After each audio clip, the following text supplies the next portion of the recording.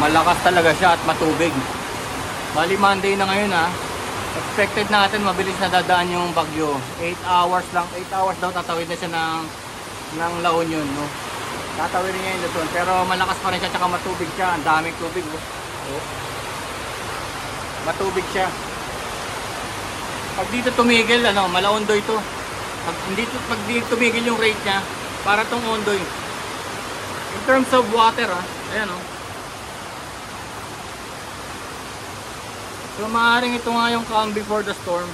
Kasi nangyayari parang kalahati pa lang nung ano yung bagyo yung nakakadaan, yung mata niya. Kasi pag nasa gitna tayo, walang ano yun walang masyadong wind, no? Kasi nasa mata ka At habang umandar siya papuntang La Union, ayun na, umandar na siya.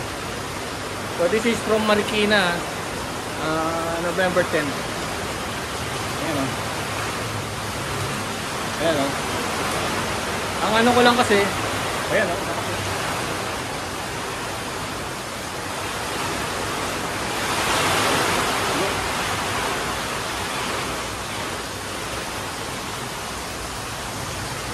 Kala ako lusot na.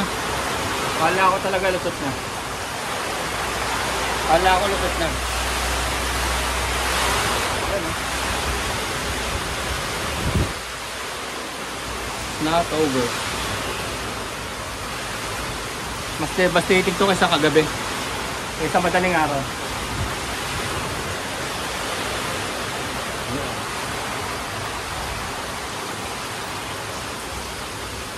Pero so far intact naman yung mga bubong. Kasi chinecheck ko yan. Ako nagche-check yan.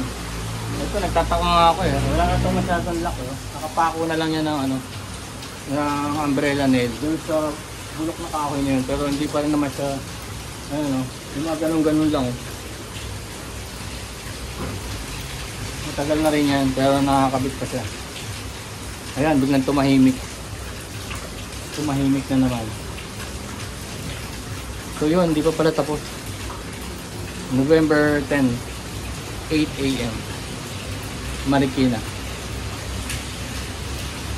still here.